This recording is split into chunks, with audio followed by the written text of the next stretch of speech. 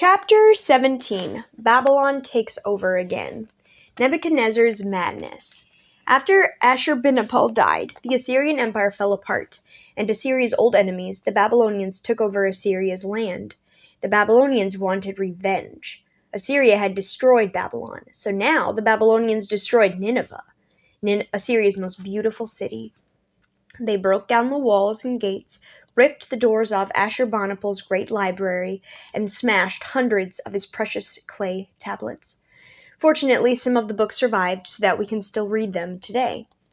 Then the Babylonians settled down to rule their own empire. The Babylonian Empire wasn't quite as big as the Assyrian Empire, because the Babylonians never took over Egypt, but it was almost as big, and for many years the Babylonians were the most powerful people in the world. Babylon, the city flooded by Assyria, was rebuilt.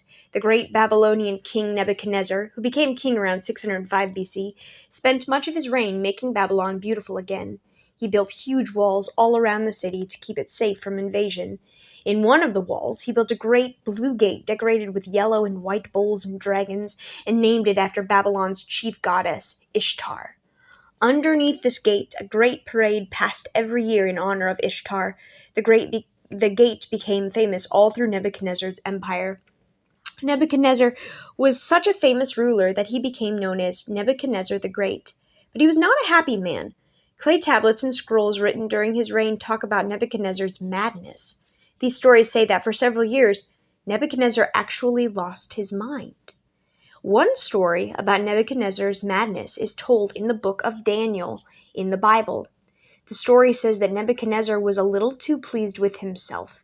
He thought he was a god. He even made an enormous golden statue of himself, almost 100 feet high, and told all of his people to bow down and worship it.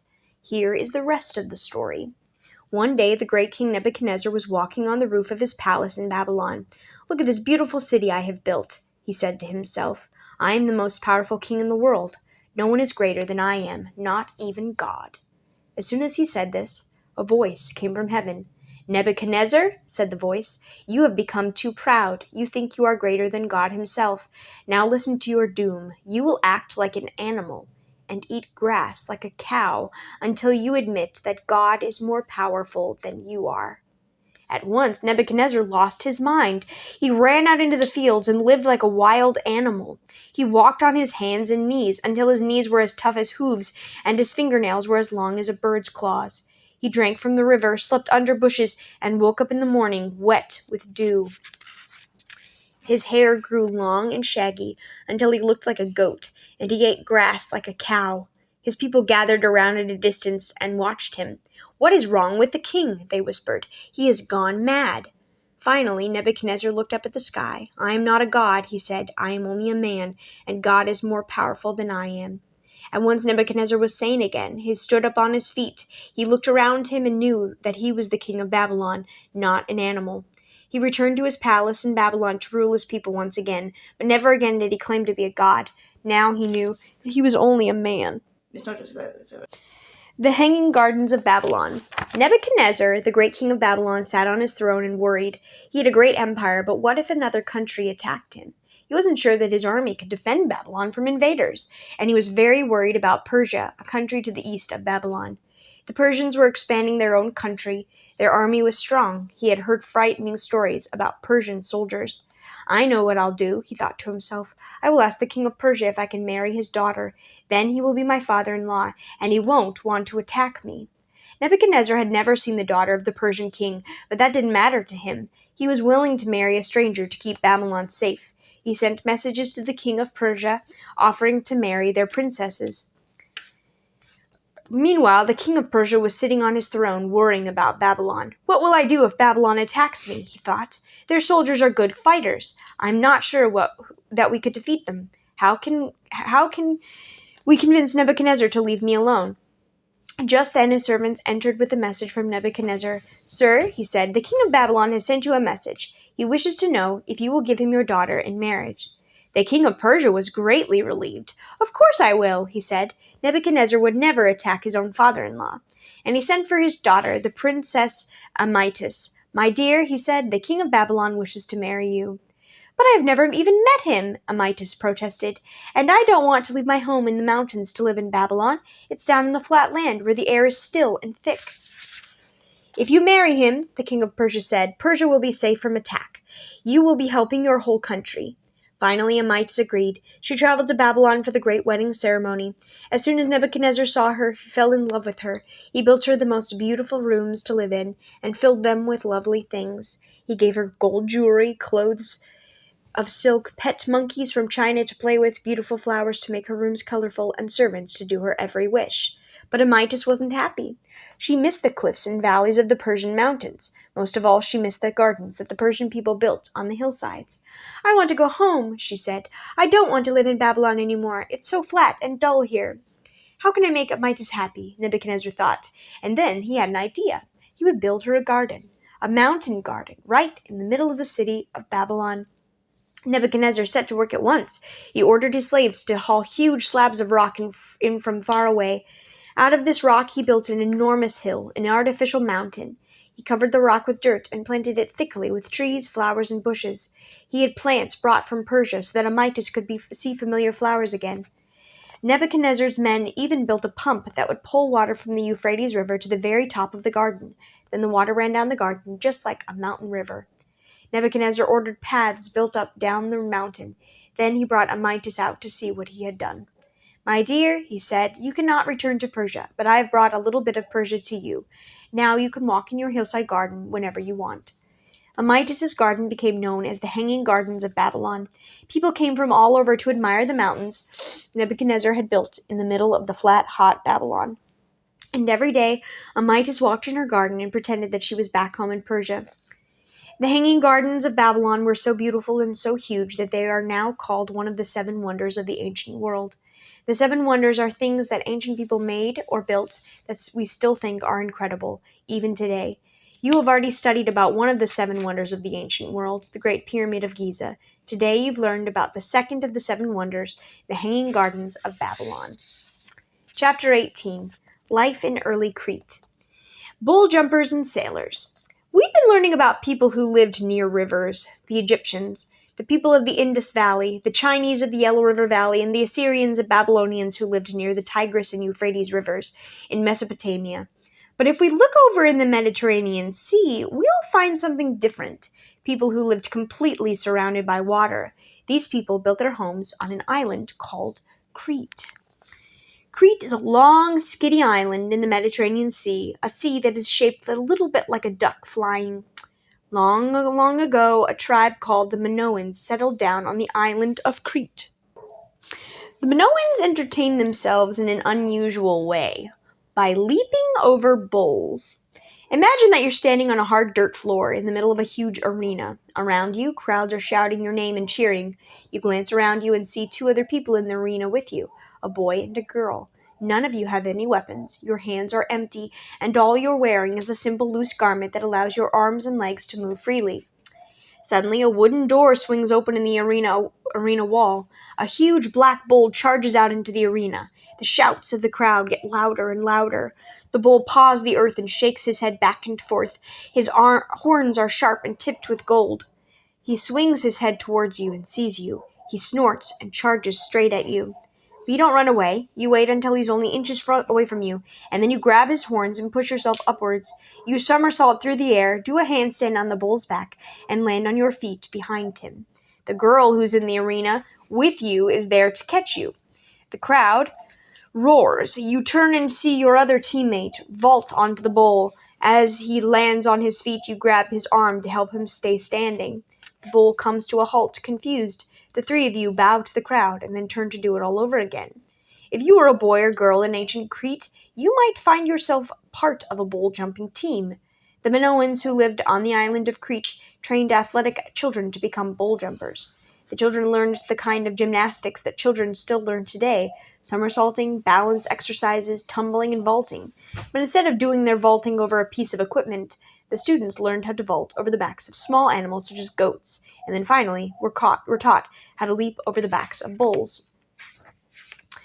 Bull jumping festivals were held to honor the Minoan gods, who were thought to take the form of bulls. At the end of every bull jumping festival, the bulls were sacrificed to the gods. During the festivals, people came from all over Crete to cheer for the bull jumpers. Bull jumpers were treated like royalty. They were given the best food and the nicest places to live. They were showered with presents of gold, jewelry, and beautiful clothes.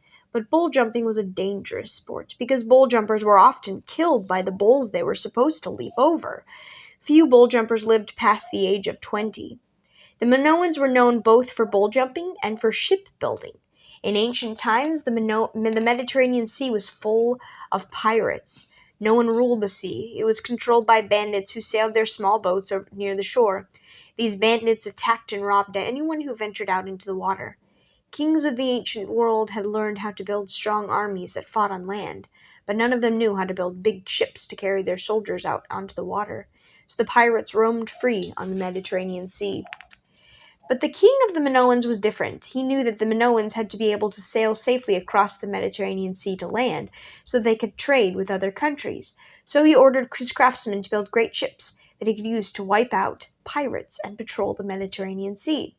The Minoan craftsmen learned how to build the ships. They were the greatest shipbuilders of the ancient world, and the king of the Minoans became the first king to have a navy, an army that knew how to fight on the water. This navy drove the pirates out of the Mediterranean Sea and carried the Minoan traders to other ancient countries so they could buy and sell goods. The Minoan navy became the strongest in the world. It was so strong that the greatest palace of Crete didn't even have walls. No invaders could land on Crete shores because the navy kept them away. King Minos and the Minotaur. The Minoans who lived on Crete were named after a legendary king named Minos. The Minoans told this story about Minos.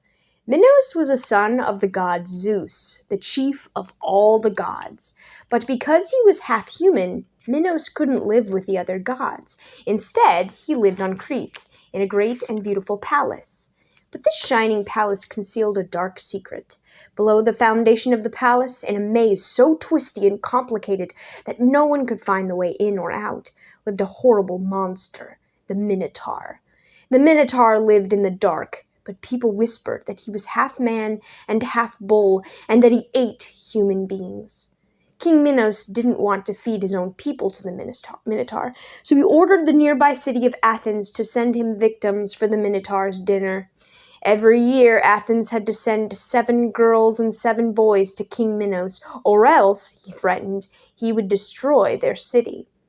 Year after year, the Athenians sent this dreadful tribute to Minos. They put the names of all the boys and girls of Athens into a bowl and picked out 14 unlucky victims, then put them on a ship and took them to Crete. And year after year, the 7 girls and 7 boys disappeared and were never seen again. On his 18th birthday, Theseus, the son of the king of Athens, decided to walk down to the seaside. The sea was blue, the sky was clear, and the sun shone. But the beach was full of weeping fathers and mothers, and the ship, drawn up to the shore, had black sails. "Why does this ship have black sails?" Theseus asked. "Why are you all crying?"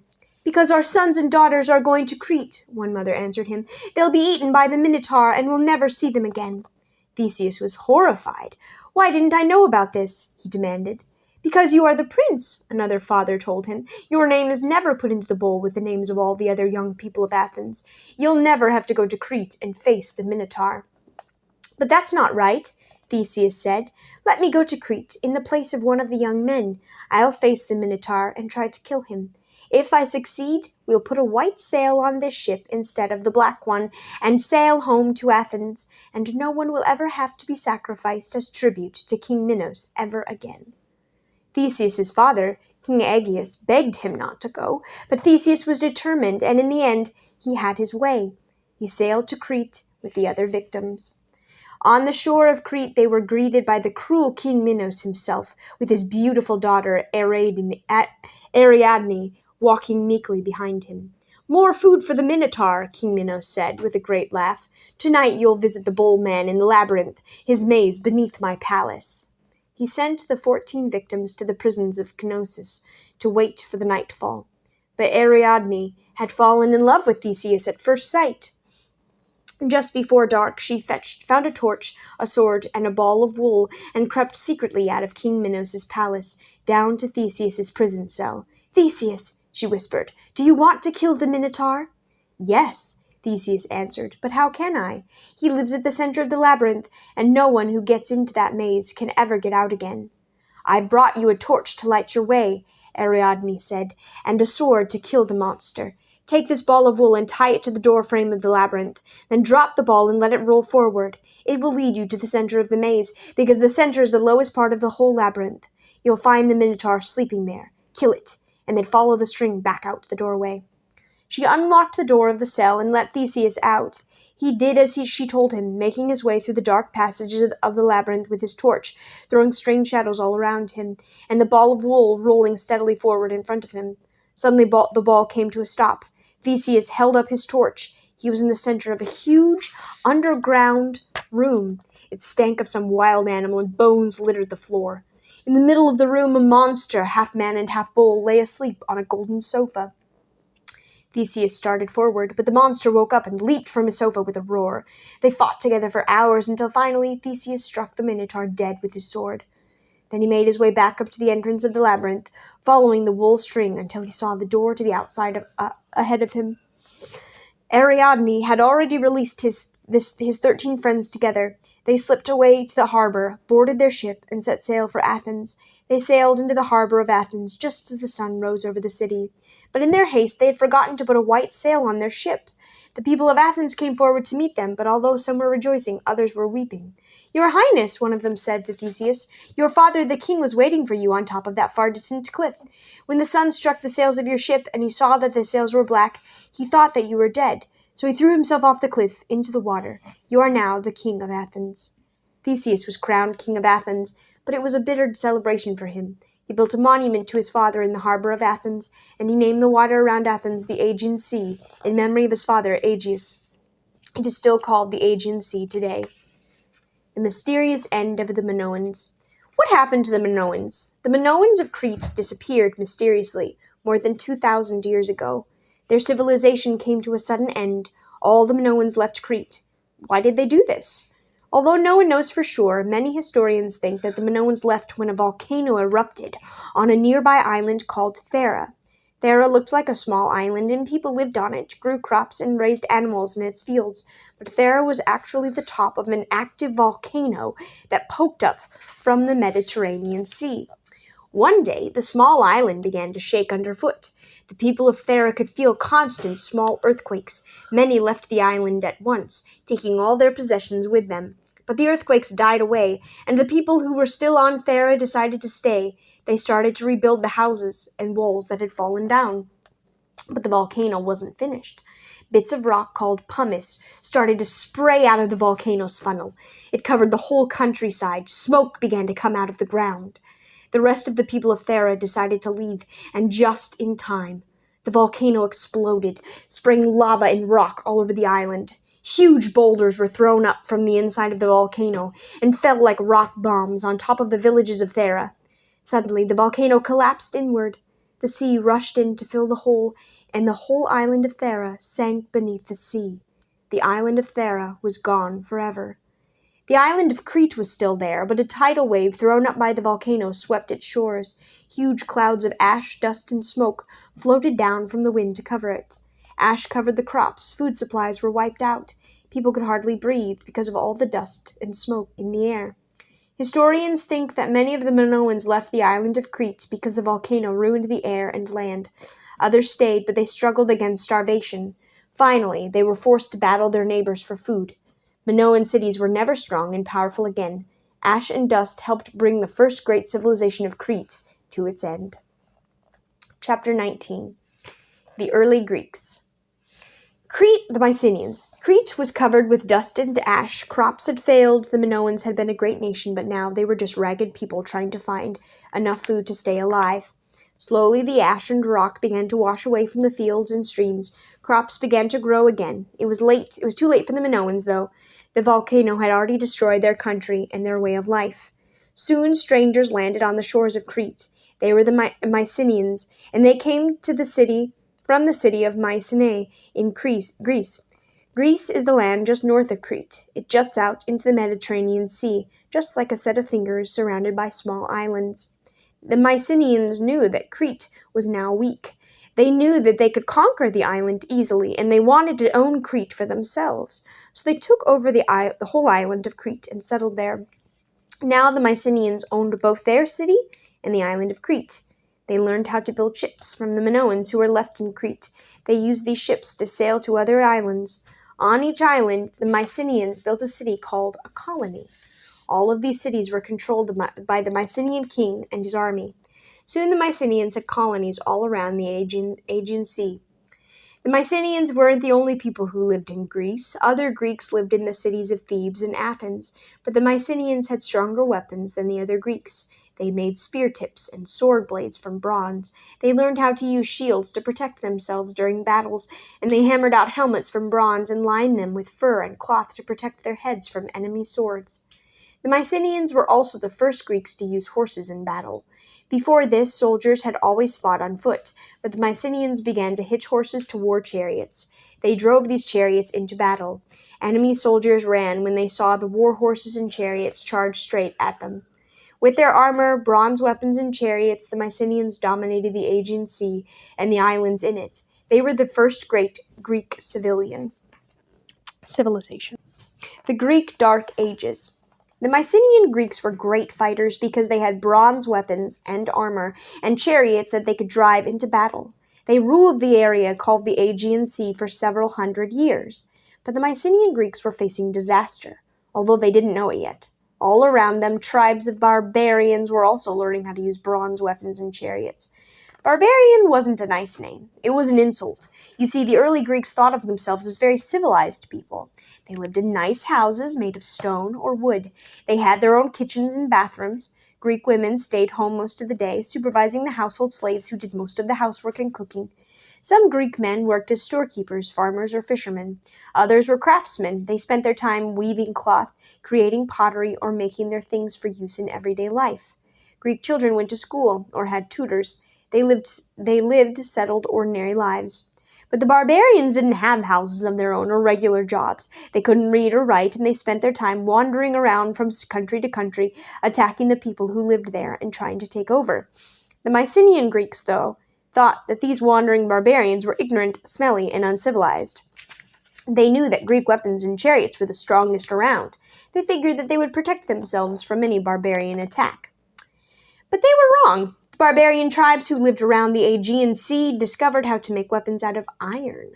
These iron weapons were even stronger than the bronze weapons of the Greeks. They learned how to use bows and arrows and how to throw javelins.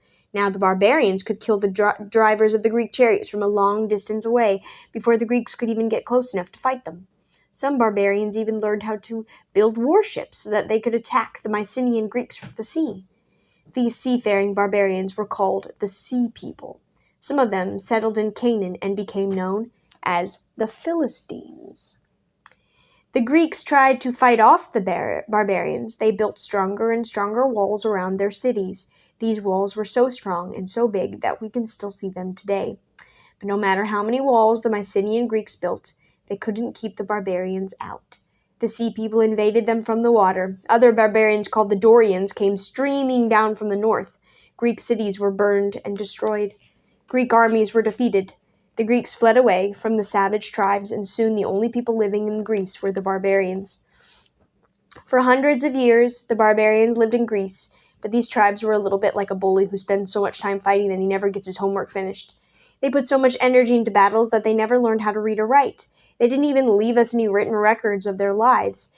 The only thing they left behind were the ruined cities, and so we know very little about Greece during the time that the Sea People and the Dorians lived there. This time in Greece is called the Greek Dark Ages, because the history of the Dorians and the Sea People is completely unknown or dark to us today.